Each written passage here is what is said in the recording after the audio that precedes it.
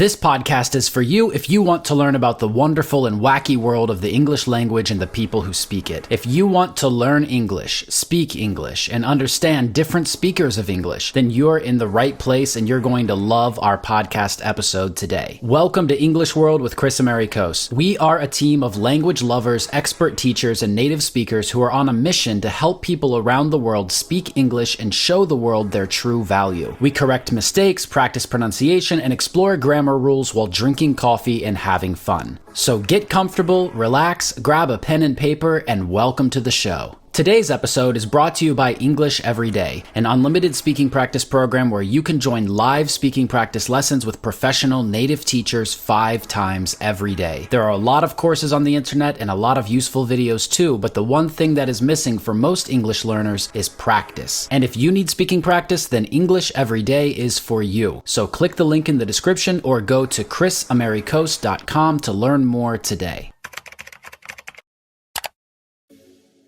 Great. So today we have Chandresa from English for Ladies with us. And Chandresa, first of all, the name English for Ladies, it kind of excludes some people, doesn't it? So I'm sorry, man. Sorry about that. Sorry, guys, but yeah. How did you get to that point where how is English for Ladies kind of different than English for men? I think a lot of people haven't thought about that. So let's just hit that right from the beginning.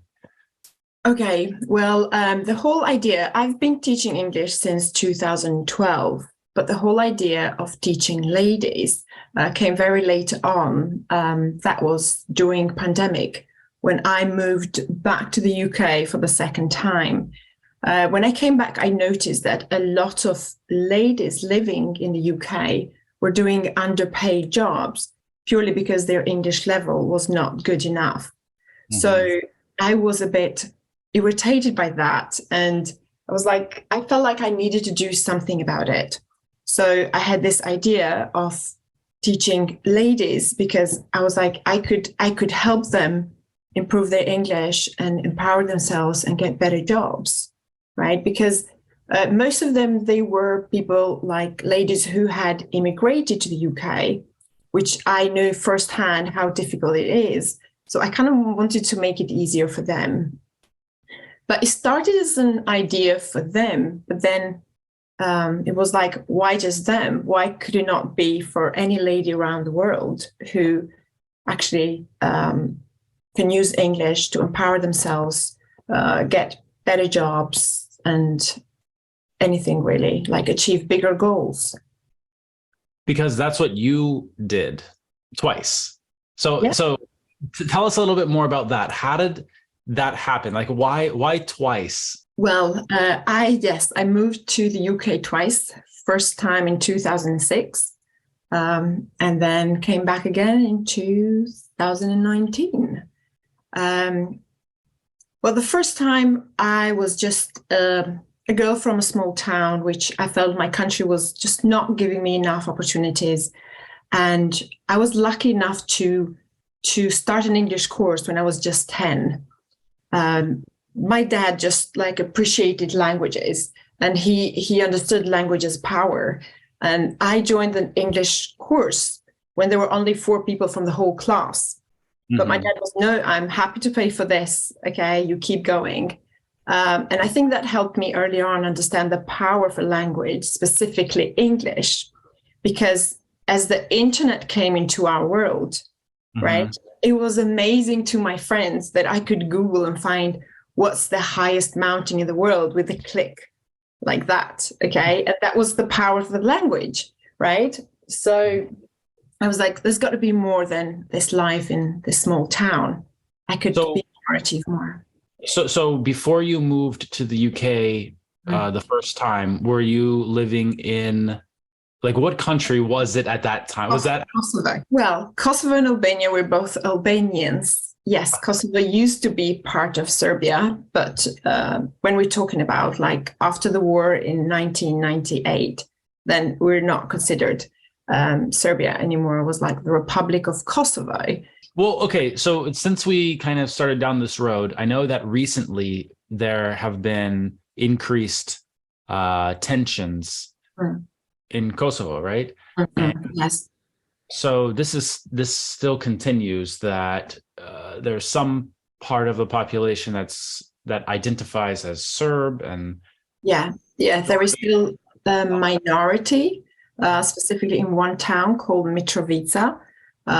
That's where is a constant battle. There is a bridge that literally separates Albanians and Serbians that live in the same. oh wow, Yeah. I didn't know that. But recently that has aggravated a little bit. So hopefully it will end soon. Hmm. Okay, so back to your changes, two big moves to the UK. Um, so the first time, the purpose of going there was, Finding more opportunities for myself. uh-huh. And you went there alone, right? I did. So yeah, for all the ladies who are listening, like I think that holds people back a lot. That Yeah. you might be in a relationship or you might have a family, and it can feel really limiting because there's so much responsibility put on you by the people around you if you fulfill a lot of the traditional roles or if you go down that path. So how did you overcome that, or how did you arrive at the decision that I need to go myself and look for these opportunities? I think I've always been a bit curious. And I was like, well, what's the worst that could happen? I could go and try and I can always come back. Okay. And I still live a bit by that. Even when I moved the second time, I was like, well, Kosovo and Albania, they're still there. Okay. They're my home. I can always go back there. So why not see if there's anything more than what I've got, right? What I have is there for me, but is there anything more? So yes, I moved to the UK, and it wasn't as easy as I expected. It was a big challenge because coming from a small town, you know everyone, everyone knows you. You take some things for granted, but then once you're put in the world that you don't know anything, anyone, the very big cultural difference. It took a lot of adaptation, but but I was determined to do it, so I didn't give up. That's so true. You know, a lot of people talk about cultural differences and language differences when they move to another country, but I had the same experience as you, that I had never really lived in a big city until I went to Russia. And when I moved to Russia, that was the first time that I really, like, sure, I had been in a big city for a couple of days here and there, an event, but I didn't live in it. And that's a whole different thing to learn. And so like doing it on top of that in another language with a different culture, with everything is new, it can be a big challenge. I feel you on that, definitely. I think I secretly love a challenge. So that's been part of me. So yeah, that's where it started. You know, I even remember that, like, I had lived in Italy, but again, I lived in a small town there too. And then I moved back to the United States and went to college, university, I finished high school, university, all of that. And then I moved to Russia. And when I got to Russia, I had never seen what they called Euro windows, or so like when you go to a balcony, Mm-hmm. first of all, most of the places that I lived, like a balcony was for your house. Like it wasn't an apartment building balcony. Like I wasn't used to that. So, All right. so I went to the window or to go out to the balcony, and I don't know how this handle works. Like I've never seen this thing before in my life, even though I was, 22, 23 years old. I had never seen that in my life. And I broke it because I was trying to open it and I took the handle off of it. Uh, so like it's little things like that people don't think about. And it's not necessarily a language or a culture thing. Like that was taken from, like, imported from somewhere else to put there. Yeah. at the same time, everyone there knows what that thing is and you don't, and it feels really awkward. You've probably, did Oh, you? I started working in a supermarket within the first month. So I was still having trouble understanding people. I had this wide eyes, weird face looking at them, like really trying to understand what they're telling me. And I started working in a supermarket and I was put at produce. Okay. So as much as I had learned English for years and I had a degree and I even had a job position waiting for me to start as an English teacher, I was like, okay, you stay there. I didn't know what broccoli was because I had never seen a broccoli in my life. Uh-huh. And ginger was my nightmare. I had customers asking me, where's ginger? And I just had no idea what this thing is. Is it a fruit, a vegetable? Like, what is it? And remember, this is the time that you couldn't Google what is ginger with a photo. Right. I had this little scrolling down phones that would take me forever to go to Google and find that. So, yeah. So, of course. My first job, well, I had a paper route. I threw papers on people's porches and once a month went to their door and said, please pay me. The second job that I had was at a supermarket. And yeah, like first I was just putting stuff in bags and pushing carts. And then when I got to the register, to the cash register, or I guess you call it the till. I never did the tills. So I did that for a little while. And yeah, like even as a teenager who has grown up speaking English your whole life, I don't know what some of those things look like when it comes to all the different food items and things that people buy to make different. And I don't cook a lot, so I had no idea what some of those things were, and it was a challenge even for me. So I think doing it in another language in another country is just a huge obstacle to overcome. But you did that. Yeah. But it has helped me a lot in English, though. As I always call it my master's in English.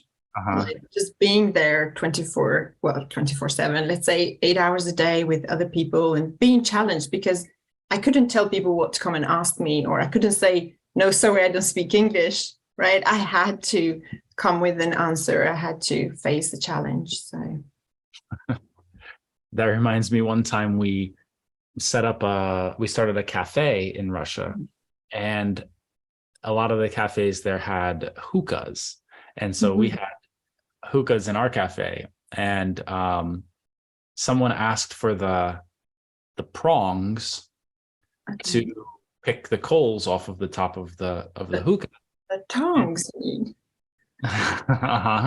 Tongs, probably, yeah. Thank you for that. So the word in Russian that they used, it sounded to me like a different word. And I thought they were asking for chips, for a bag of chips. So I come back with a bag of chips and they look at me like, what are you doing? I asked for the tongs. And so that felt really embarrassing. But yeah, trying to be a frontline employee in a foreign language company, it's really hard. You run into those things and you can't let them hold you back. You have to just power through them. I think I went to the UK, well, I came to the UK with such big dreams that I was actually applying for manager positions. Oh, yeah. Yeah, I can do this. But I quickly realized that it was too soon. I was very new in the country. And so you tried applying for those higher position jobs first, and between your first time there and then your second time coming back and moving to the UK, did you learn something, find some tricks, something that works better to get the attention of employers or customers or clients or the people that you're targeting? Not really, because as soon as I came back, I knew I didn't want to go and work for other people. I knew, like, I think my whole mentality had changed. I wanted to help people. Does that make any sense? So I understood that my English, like my teaching, could help people. So I didn't want to go and work in a language school as an English teacher. But I wanted to find people who actually can change their lives more beyond that, just an English level. Because during the time in Albania, like 2012, I moved to Albania because I married an Albanian guy, and I decided that, no, I need some sunshine. So I'm coming there. And I started working as an English teacher in a language school, but also for an international company online, like teaching online. Okay. This was 2012 when my friends were like, so how do you teach? You just turn on the camera and they learn from you, like magic trick. Yeah. The people would just think that I'm just making money out of nothing, and they thought that it doesn't work and all that. Anyhow, I was working for this company, and there was one girl that I think she made me realize like that I could be more than an English teacher to a person. Mm-hmm. So she had just moved to Canada, and she was working as a cleaner. Very, very difficult job. She was cleaning big pots. She was in had constant back pain and back problems, and she was very unhappy. So she was doing English lessons. Her English wasn't even bad. It was okay. And with little, let's say a few months, she would have been okay to start work in a supermarket or something, right? So one day she comes back to me and she says, I can't do English lessons anymore because I'm going to start a weekend job, so I will be too busy. I said, oh, bear in mind, this was a very skilled hairdresser, right? She was a very skilled hairdresser in her country, moved to Canada, working as a cleaner. So I said to her, oh, that's great. Is this in hairdressing? She said, no, it's another cleaning job. So I was like, so why are you doing something that is totally disempowering you, right? Mm-hmm. You have this amazing skill, but you're letting it die. And I was like, you know what? Can we make a pact? Can you actually do the opposite? Just try for a few months, do the opposite, work less and put more time in your English learning and see if you can get a job in hairdressing. Okay, because I believe your English is good enough for you to get your foot in there. And then it's up to you how quickly you can adapt. She did that. In a couple of months, she was working as a hairdresser. Now she's got her own salon in Canada, and she absolutely loves it. So it was like, I realized that it wasn't just about English teaching, it was about helping them understand their bigger goal behind English. Why are they learning English for? Was that thing that English could help them achieve, right? Not just the English level. Absolutely. I think that gets missed in a lot of programs and courses, that a lot of people see English as the final goal. Yeah. Instead of using it to reach a final goal. And that's why, like inside our program, we have a welcome call, and we also offer like a free consultation. And that's where I try to help my students understand what is their bigger goal. Why are they learning English? And once they have that bigger goal, their motivation just changes. They have a higher motivation, and they're more likely to commit to learning English and achieve that goal. That makes sense. Yeah, that's so true. And really, this doesn't just apply to women. This applies. Absolutely. Right? Oh yeah. But here's the thing, though. I've noticed a trend. I don't think men join an English lesson unless they have a bigger goal. While women, they are more likely to join an English course only because their friend has joined an English course, or because they think it's cool to know English. And they can do it for a few months. Okay, not all of them, right? But you will notice very soon who are the ones that they don't really have that big purpose behind learning English. But men are less likely to spend. I think women, we enjoy conversation. We enjoy interacting with people, right? So they can do that purely to feel part of an English-speaking community, part of a bigger world, like talking about different things, while men would not waste time to just do that. They have a target for it. That's how I feel. Okay. And so since you focus mostly on coaching women, what are some of the biggest issues that women face? Like, what do they need your help with the most? So finding that goal, that main goal. Yeah. So are there any like other big issues that women face when they're approaching using English to reach that goal? First of all, is their self-confidence. Okay. Most of them come with very low self-confidence. And that stops them from communicating in English.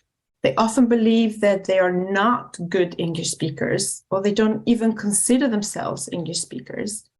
And when I tell them that, oh, here we need to, like during our live lessons, this is what we talk about, they're like, oh, so I'm supposed to speak?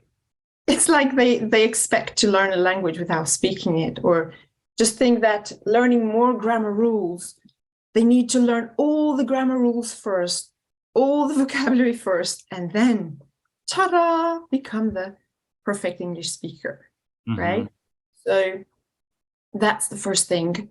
And it's surprising to see that when they fill in, we have a form that they fill in to book a free consultation. They often write their level as A1 or A2, but when I get to speak to them, their English level is much higher than that. So that shows that they have lack of confidence of where they are in English. And it's often because they've never really had an opportunity to speak to an English speaker. So they don't really know where to rate themselves, right? That's so true. And I've seen the same, that people very often under evaluate their own level. Are there any like cultural or social barriers that come up when teaching English to women specifically? Not really. I would think that because, I mean, that's exactly why we decided to call it English for Ladies, because I know that in a lot of cultures, women are not allowed to attend like English learning groups with men, right? Or it's not seen appropriate, or a lot of topics might not be okay for them to discuss. So being an all women community, okay, they feel okay with that. And a lot of them said that, oh, this is exactly what we're looking for. Or I was waiting for the day I could see something like this out there. I remember one time a woman joined, was a Muslim woman, a Muslim girl. She joined, and for a few days she would turn off her camera. So I said to her that it's okay, she can keep her camera turned off until she's happy to turn it on, okay? But please be aware that I might be less likely to talk to you purely because I can't see your reaction, okay? So I might think that you're not there or you're not listening. So within a few days, she turned it on and she was wearing a hijab. And she said that, can you please let me know if these lessons are recorded and would a man see them? Okay. And once I reassured that that will not happen, she was happy to take her hijabi and kind of be herself. And that felt great because it was like, yes, you can be totally yourself here. And what you talk here is going to be here. And you are accepted whichever way, right? And cool. she really appreciated that. I think a lot of students like face that. We have, mixed groups of people, and a lot of people don't want to turn their camera on for some of those reasons that you've mentioned. And yeah, some students feel like it's not fair. If like, why would you speak to me less if I don't have my camera on? But unintentionally though, don't you? It's just like if I turn my camera off right now, I'm sure our conversation will change completely. Yeah, it's a different dynamic.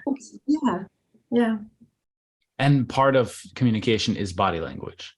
If absolutely. raises their eyebrow when they say the phrase, or if they smile, or if they make a sad face when they say something, it can make such a difference. Yeah, I mean, if you ask them a question and their facial expression show you that she didn't really quite understand, you could quickly rephrase it, make it easier rather than putting her on the spot of, okay, saying like, sorry, I didn't understand you, and so what. A lot of times programs for women specifically use the words empowerment, disempowerment, and things like this. And it sounds like today we've kind of avoided those words and used confidence and, be confident, and maybe the level of confidence isn't as high as it should be, or something like this. So with women who maybe don't have that level of confidence related to their English, how can she become more confident? And like, how does that work? Maybe you have an example of people you've worked with and how that might work. I think the first thing is understanding that they have a lot of limiting beliefs, that what they believe is true could just be a limiting belief that is stopping them. Okay, a lot of them would say like, well, I'm not good at languages. Is there such thing, right? So if there is, how does it explain that people, when they move to an English speaking country, they learn that language, right? So are they all, good at languages? Not necessarily. They've put the spot that they had no choice. Or I'm too old to learn a language, or I need to know every word before I speak, or I will not be fluent until I don't make any mistakes. I mean, those are all like limiting beliefs, and helping them understand, and break those, get rid of those, helps them just get to a different dynamic. And as I said, when the students first join, they're surprised to see that they're required to speak as soon as they join the first lesson, right? But that's really helpful for them, because it automatically helps them understand that no, they do not need to be a fluent English speaker or a perfect English speaker to have a conversation with anyone else who speaks English, right? And it's not as difficult as it was. And within a few lessons, when they start enjoying a conversation, when they have this big smile and they are laughing at their friends' comments and all that, I know that they have passed a lot of these limiting beliefs and they are at a different stage of learning. So yes, I think those are some. So breaking those barriers and really focusing. But of course, when it comes to like the language itself, during our lessons, we can see where their biggest issues are, and we can help direct them to focus on those so they get great results faster. And that way, that motivates them to keep going. Because, of course, we want our students to see results, and that builds their confidence. And and then they start thinking of bigger goals. So, oh yeah, now I can speak English. What's next? So I have a lot of the students inside the program that come and say like, oh, teacher, I applied for that job that I told you about. I'm like, great, go for it. I have an interview for this, or I'm thinking about this.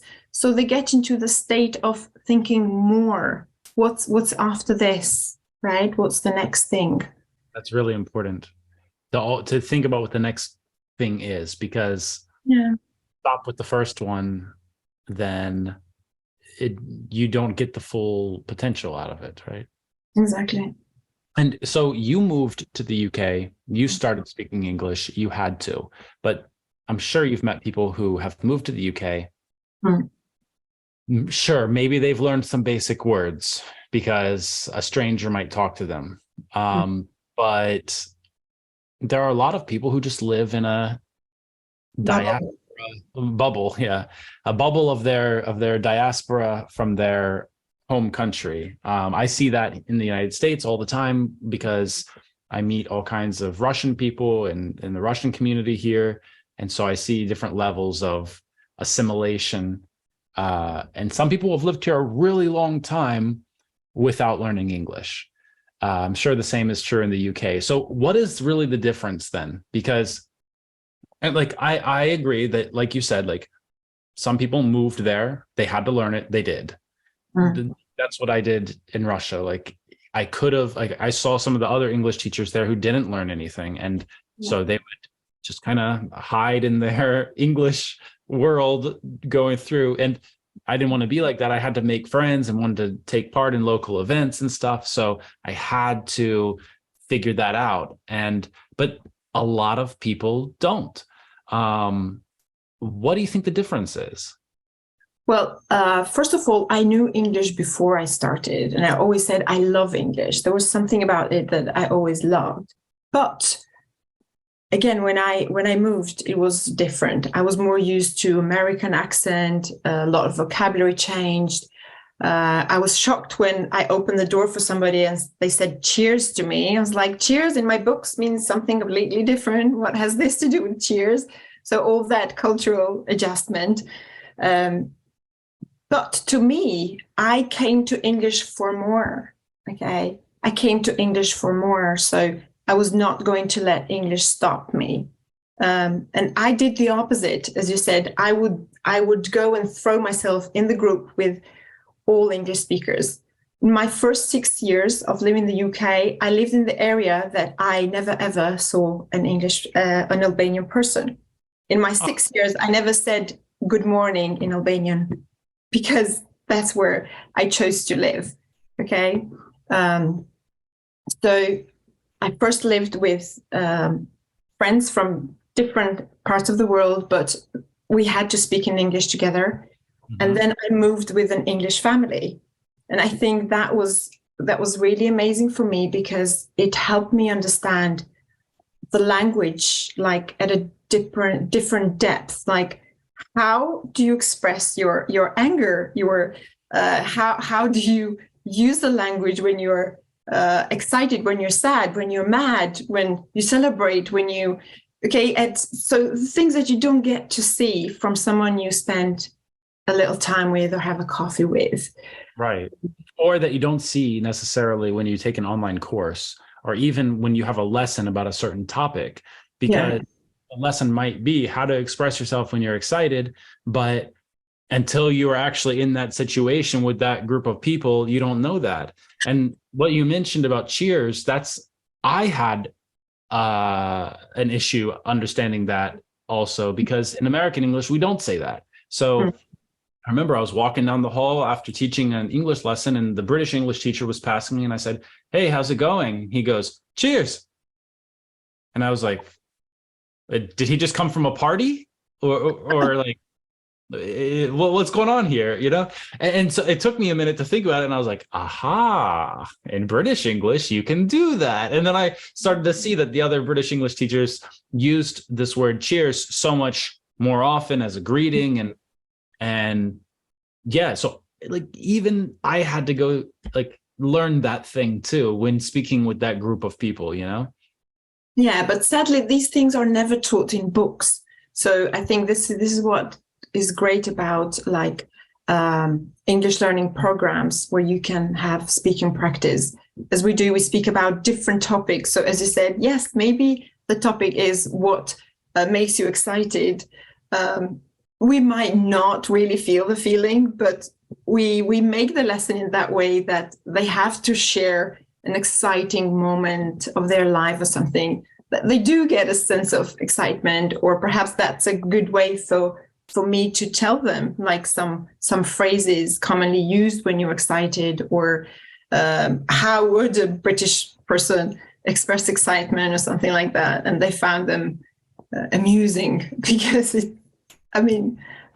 culture comes with a language, right? A language comes with its culture. So Yeah. So how do you incorporate cultural awareness into lessons, and like how do you think that that adds to language learning? Oh, absolutely. It adds a lot of like diversity in the sense of we are sometimes shocked, and sometimes we're like, oh, we didn't realize you're so like me, even though we live in different parts of the world. So that amazes us all. We often talk about like different traditions, different like habits, even could even be habits or family norms, or like, for example, the other day we are talking about finances. It was amazing to share like how in different families around the world, like it's a taboo topic, or some others will just talk about it like confidently, easily. Yeah. So yeah. For you, for example, in Kosovo compared to the UK, Hmm. what's the difference there about discussing finances? Oh, we are very reserved. Like Okay. yeah, we're very reserved when it comes to money. And I was even saying to my students yesterday, because we had a lesson about money yesterday, that if you asked me as a child if I was rich or poor, I wouldn't know the answer to that. Because I never ever heard my family, like my dad would never say, we can't buy this because we can't afford it. They'll probably go, you can't buy this, full stop, right? Yeah. Or we can't, like that's it. So, but in England is very different. In the UK, like they can tell you, look, well, I have one friend who told me during Christmas, okay, my husband has some problems at work. He probably has to leave his job. So all my family are getting cookies for Christmas. Mm-hmm. I would have never, ever said that. And I know I would have never heard that in my country. Okay. Yeah. Even if that was the case, they would probably go and borrow money and not say that, or not accept that. Right. Because I feel like the further east you get, the more people have to like it culturally. You have to show a strong face. You aren't supposed to show weaknesses, right? So Yeah. in the Western cultures, the like we see value in vulnerability, and like you should show your weakness because like overcoming the weakness shows that you're strong, and something like that. And if you need help, you should ask, and all of these kinds of things. Yeah, that's really a divide. Yeah, that's a big difference. That's for sure. It took me a long time to teach myself to ask. It's okay to ask. As you said, because like asking means you don't know, okay, or makes you vulnerable. So that shows weakness, and that's not good. But yeah, that's because of the upbringing. Again, a limiting belief, which I have understood and dealt with myself. But similarly, like people have a lot of limiting beliefs when it comes to learning a language and how that could empower them. So I think because I have done the journey, I can spot those things easily in a student. Okay, because I've walked the walk. So I go, oh, this is what's happening. So this is what we're working on. That's why it's so great to work with someone who has actually done the thing you're trying to do. Mm-hmm. A lot of times people try to learn everything through theory, and a lot of times that's not the best way. I mean, if you look back to one of the first great teachers, Socrates, like his method is that he discusses like you go through this method of discussing it, and this helps you to arrive at an answer, a solution. And you know, a lot of people are looking for a quick fix. Yeah. $10 and get, you know, 5 videos that are going to teach me English. I mean, it might help you in some way. Maybe you're going to learn something. Teach you a few words. But you get what you put in. You get out what you put in, right? And oh, absolutely. so with language learning, I think that's truer than in a lot of other areas. Even like you put time in, you put in practice, and like there are those steps you have to go, those embarrassing moments, those mistakes, those things you have to ask about that you have to overcome. if you ever want to get there. Someone was teaching language learning theory, and they really put it in an interesting way. So I just wanted to throw it out there while it's in my memory. That like the best language learners are people who are good at guessing, because you always come into contact with new things. Yeah. And how well can you guess what that is, like in the context or from the structure of the sentence or the word, or like how accurately can you guess? And then words have multiple meanings. So you learn one meaning of a word, and what most people do is they go to the dictionary, translate, okay, that word is that word, okay. And then they go out in the world and they just think that A equals B always, and that's it. But then they come into contact with using that word to mean something else, and they have a crisis or something, and they're like, no, it can't mean that. So the people who are more open to like the meaning changing and open to like guessing that, okay, that's probably what this is, instead of saying 100% absolutely always this is this. That's a totally limiting belief, that the belief that these are the rules, this word means this, and that's it. And if you're saying it differently, you are wrong. And they even point fingers. So it's like, right. And language is always changing and evolving. It's not a static thing that you just learn once and you're done. Like I lived in Russia 8 years. I've been living in the States for 6.5 years now, since Russia. COVID happened. The war happened. People have been talking about that stuff constantly, and I haven't in Russian. So there's all new vocabulary that I have to learn. The last time I went there was after COVID, but before the war, and people were using words about being vaccinated and like this. I had to learn a bunch of new words. And so it's always changing. yeah. And I think it's a big mistake for people to think that it's not. Yeah.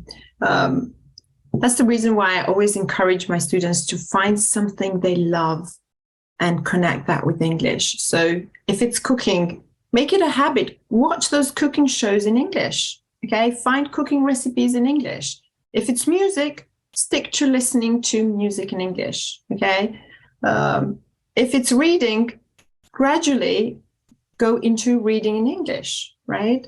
Try graded readers, see what works for you. Try audible books and explore, okay? But find that one thing that you can stick. Even when you leave our program, our course, you have that one thing that English will come with you. Because as I said, it's a journey. It's not just you learned English now and off you go. Absolutely. For me, that thing was social media. At 23 years old, I spent a lot of time on social media, and there was a Russian social media platform where everyone was there, but everything was in Russian. And so I went there and tried to understand what was going on. And I would send random people a message like, hello, in Russian. And then if they actually wrote me back, I was like, I'm doing it right. And then I got to like the next step, and I would be like, okay, so now if they said hello back, then I need to say this. And what are they going to say after I do that? And I took it like a step-by-step thing like this. And it was really interesting because I learned so many ways to tell someone that you don't want to talk to them. Because people would always write back these really interesting, creative ways of telling you to buzz off. And so that was really cool. I learned all those things. And then in real life, I saw that some people would repeat some of these phrases, or like interesting different ways just to say hello back to someone. And then the next step, like, how's it going? Well, like in Russian, this question doesn't get asked that much because you're not usually making this extra small talk that English requires. And so like, how can you say something like that to make the conversation go where you need it to go? So learning those kinds of things, I feel like learners of English have to learn it the opposite way sometimes, because English is so informal and so polite, even when it's informal.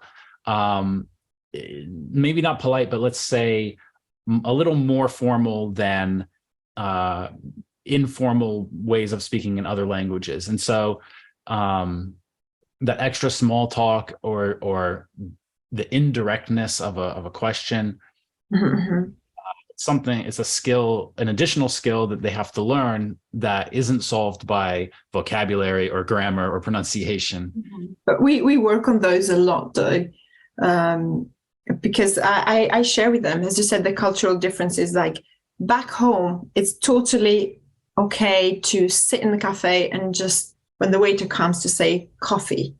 That's it, coffee, right? Macchiato, whatever you want to order, just the name of what you want. And he will give you a big smile and just walk and get it for you and bring it, okay?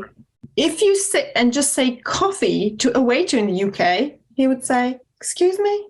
Yeah. Like, servant somehow, even though his job is to serve you, that the addressing to that person that way would offend them. Right. Same here in the States. Yeah.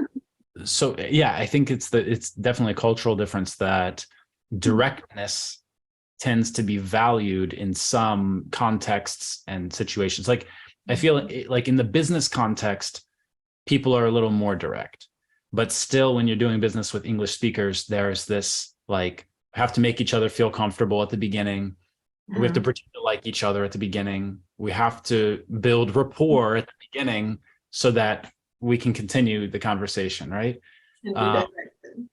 Right? It's like you're like testing the other person if they're on the same page as you.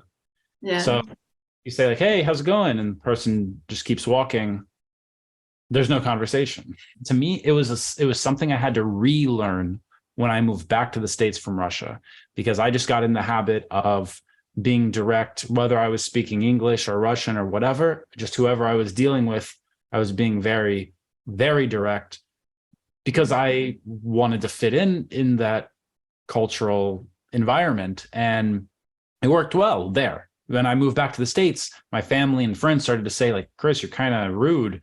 You're like, why don't you, like, you should say it in a different way or something. They started to make little comments that told me that, wait a minute, I forgot or I unlearned this thing and I need to relearn it again. It was the opposite for me, because I lived in UK for 6 years and then I went to Albania. I moved to Albania. When I moved there, people find that I say please and thank you for everything, like unnecessarily. Yeah. So I looked to them a bit too polite, a bit over the top. But as you said, because I had learned something, I couldn't switch off. I think right now, if I went back to Russia, like it would be hard for me in my mind to switch off the please and thank yous that I had to relearn here. Like I noticed it as a huge behavioral thing. Like when I moved back to the States, walking down the street, I wasn't going to say, hey, good morning, hi. Like people would say that to me and I'd just be like, and just, keep going. And because like in Russia, that never happened. It's not like you're just going to be like, good morning, person I don't know. How are you today? No, why do you care? And so like here now I've switched and now I'm walking down the street and I'm like, good morning. Hey, how you doing? And sometimes I think about it. I'm like, wow, I used to be against that. I used to never do that. And now in order to fit in here, I've had to switch again. And so some people kind of look at that as something bad. They think that you're losing part of yourself by taking on those characteristics or qualities of the country that you moved to or of other people. I think it's great. I mean, I think that's what you have to do to really learn, to really speak the language in a way that feels natural for you. I remember I was doing teacher training in Russia. We were on this bus and the girl next to me, she was from the States. And I told her something like this. This was 2009. I told her like, oh, I want to be a little bit Russian so that I can understand and I can speak. And she's like, I'm not going to change who I am.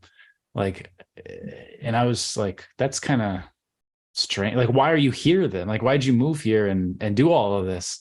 If you want to learn how to speak the language and you want to live with the people and understand the culture, then why would you not be open to changing yourself a little bit to allow this to be in you, to be part of you, you know? I think that's the problem of those ladies that have moved in the UK and they still don't speak English very well. I think they still choose to live the Albanian way. They don't want to gel with the British. They don't want to be like them. As I said, because I think they're afraid of losing their identity. And I'm sure that some of them would even kind of judge me in a way that like, oh, so why do you hang out with English friends when there are a lot of Albanians around, kind of idea. Yeah. But I'm the same believer as you. I think if you go to that country, is you adopting and living their way. And if you don't like how they live, then you're not in the right country. Then just go and find that country that actually you're okay with and live. Because I had a similar story. I had a lady, I was traveling from Kosovo to Albania, the same language, two different countries, the same language, the same nation, but very different accents, very, very different. So the bus is that place that I don't know which accent to use. I can flip from one to the other like that, but when I'm on the bus, I don't know which one, because you get people like from both sides. Okay. So I'm sitting to this lady who was from Kosovo, another teacher, and she asked me something, and I somehow answered in Albanian accent, and like the Albanian, not Kosovan accent. And she went to me, oh, you're from Albania? I said, no, I'm actually from Kosovo. She went to me, so why do you speak like this? Why did you forget your mother language? Like, Jill, please, I can switch right now. Just watch me. It's, that's a limiting belief, of course, and that holds a lot of people back. So, yeah, it's amazing, because really your identity is fluid and it's always changing. And you're growing up, you're becoming older, you're meeting new people, doing new things, finding new interests.